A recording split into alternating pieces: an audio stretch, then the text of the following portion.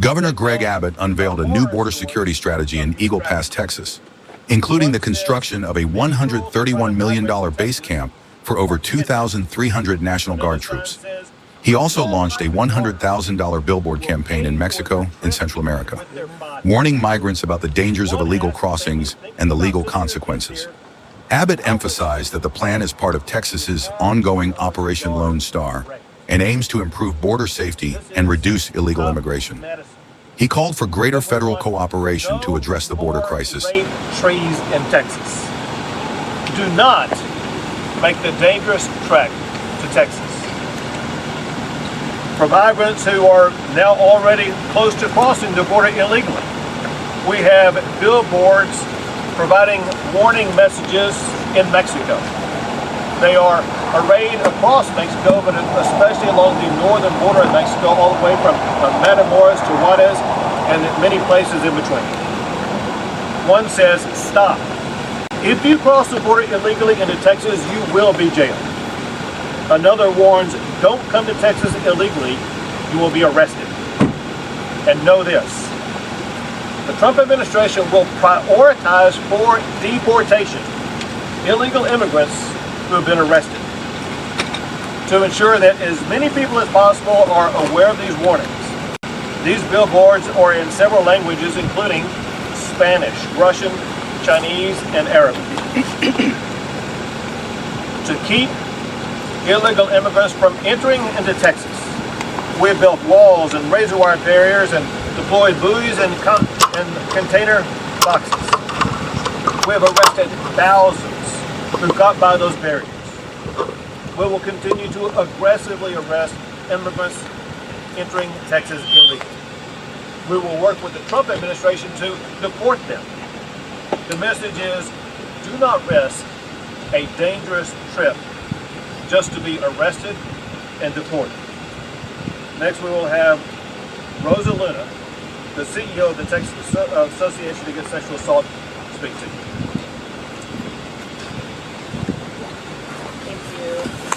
Hello everybody, my name is Rose Luna. I'm the CEO of the Texas Association Against Sexual Assault. We are the statewide sexual coalition committed to ending sexual violence in our great state of Texas. First and foremost, our North Star is all survivors of sexual assault regardless of circumstance. Unlike other states, in Texas we have state-specific statistics, and according to these figures, 1 in 5 Texas men and 2 in 5 Texas women will experience sexual assault at some point in their lives. This prevalence is staggering, but those are the numbers that we know. Those are the numbers that we can grasp. Alternatively, and the reason why I'm here is there is a largely unspoken sexual assault crisis impacting women and children migrating to the Texas border. Acknowledging this issue and its profound impact on survivors is not just crucial, it's our responsibility. The anecdotes from women who have made this journey are heartbreaking.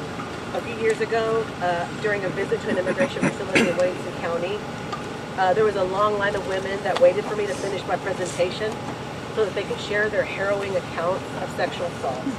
It was gut-wrenching, it was heartbreaking to know that I was the first person that they felt safe enough to share their story with.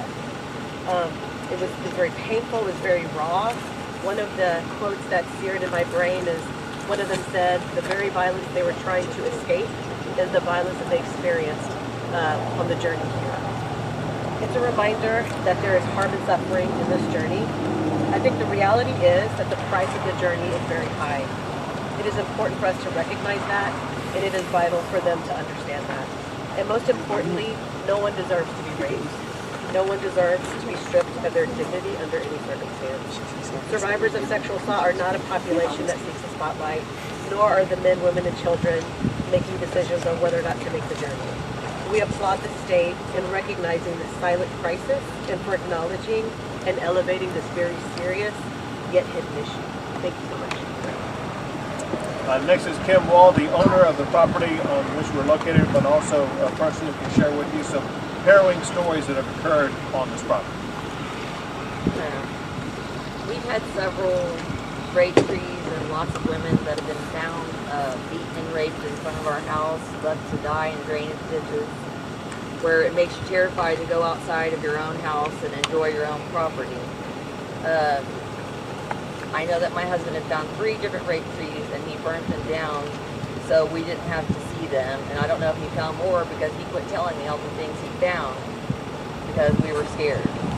And it's scary when you can't go on your own property and you're told if you do, you have to carry a gun to protect yourself because you don't know if you'll be attacked by one of the men hiding in the brush. There's been numerous children that have been found,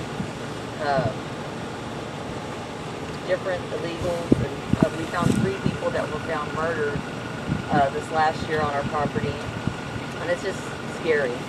And we all want a better life for everybody.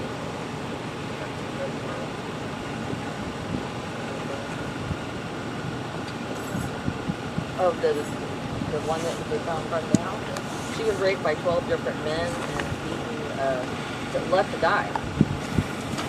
And we were told that we found many, many other ones. The railroad police has, and Border Patrol had also.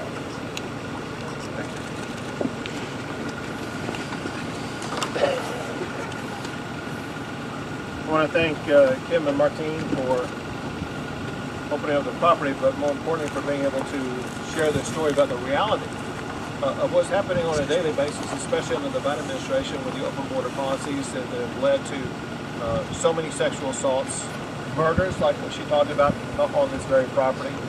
It's a deadly situation, a horrific situation for those who are victims of sexual assault.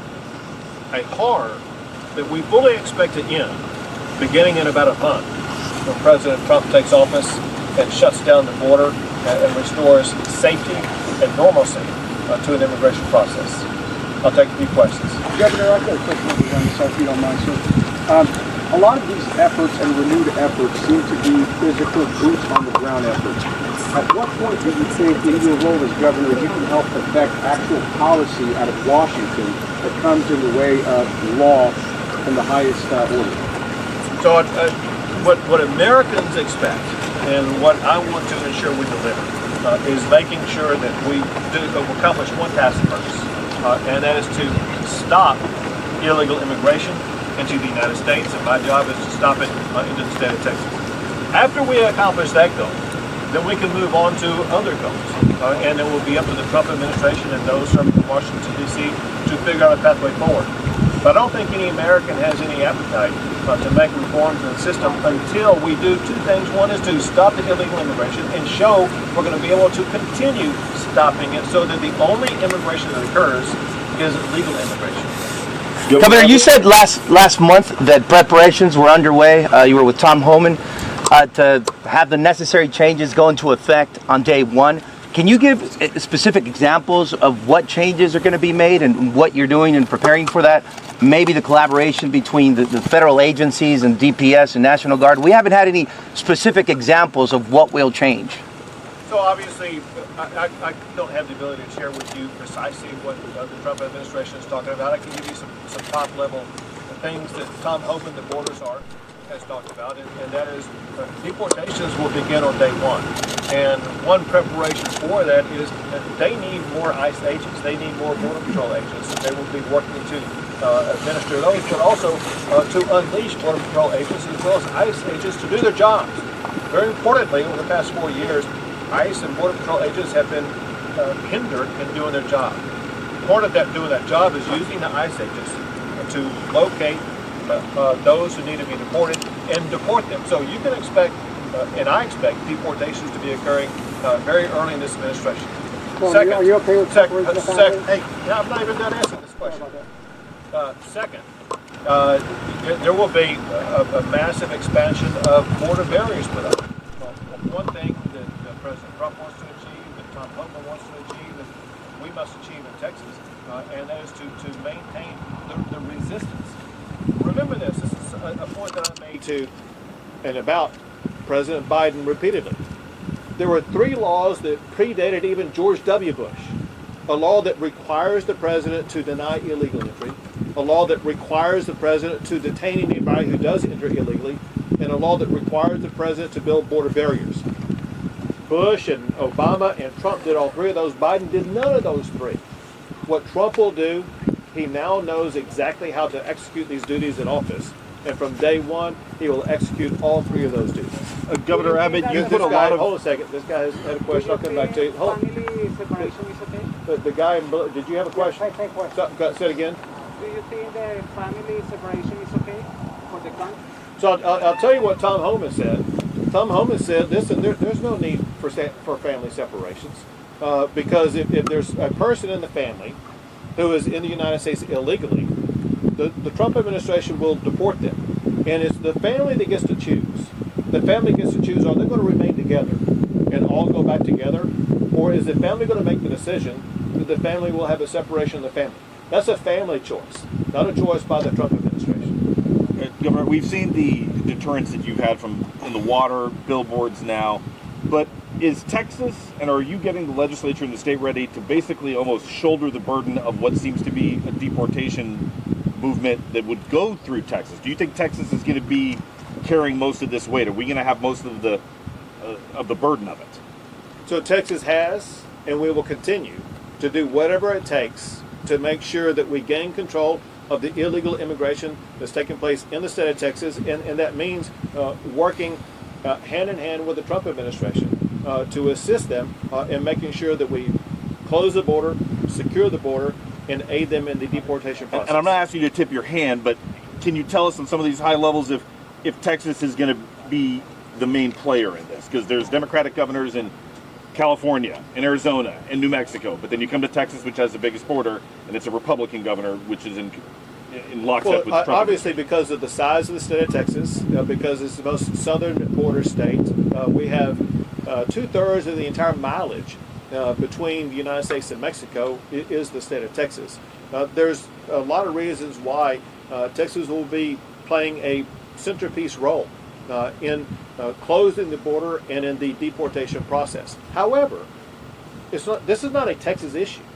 And it's not even a Texas, New Mexico, Arizona, and California issue. This is an issue for all the states of the United States of America. And it's one of the reasons why Donald Trump was elected in the first place.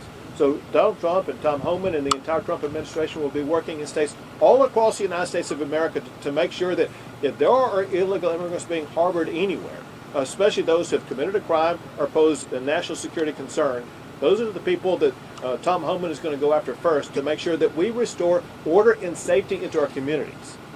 Governor, so what is this plan that you came today to announce? Is it just to display the ads between the border? Or what's the new plan? The new plan is a deterrent to people who may be on their way to come across the border. Listen, there have been many stories and things that we're monitoring where in the last month before Donald Trump becomes the president, there are many people who may make a last gasp effort to try to cross the border. And our goal right now immediately is not only to discourage them from coming, but to help them understand the consequences when they come. The consequences are that the people coming here, they could be raped, they could be assaulted, they could be killed. But the consequences also are, if they do make it across, they will be arrested, they will be jailed, and they will be deported. It is senseless. It is futile for people to try to continue the trek to the United States of America, and especially to the state of Texas, and enter illegally, because you will face bad consequences along the way. And our goal is to stop people in their tracks where they are right now and have them stop making any further trek toward Texas or the United States of America. Governor, how much has this campaign cost? How much has this campaign cost the state, and do you think this is an effective use of funds when it comes to tackling the border? Sure. I don't have the exact number with me. I think it's roughly about $100,000. Could be a little bit more than that. And every tool and strategy that we find and locate are effective strategies. Know what I'm about to tell you, and that is there are a lot of organizations and people who are providing a contrary narrative to what we are saying today. There are the cartels, there are gangs, there are human traffickers, there's even maybe the government of Mexico as well as non-governmental organizations that tell a completely different story and make it sound like it may be harmless going into the state of Texas. And we are trying to provide a pushback against that narrative and provide reality facts for immigrants thinking about coming here to save their lives, to save them from sexual assault, save them from being arrested, and let them know there are consequences if they take any further steps to come to the state of Texas. Last question. Governor, you mentioned border bollards expansion. Does Texas intend to continue building this border wall? And secondly, yesterday your land commissioner, John Buckingham, offered Texas lands to store some of the bollards to the Trump administration. Have they responded and accepted, sir? Well, so what the Trump administration is doing, they want to figure out the most cost-effective and strategic way to go about all this process. What the Trump administration knows is that Texas stands ready to assist them in any way. They know that we have the capability of building the wall maybe faster and cheaper than what they're able to do. We'd be more than happy to build the wall, assuming the federal government pays for it. But this is a time when you're going to see, unlike the last 4 years, you're going to see great collaboration and cooperation so that we're going to be far more effective and be able to move far faster than ever before at securing the border. Great. Thanks, everyone. I was.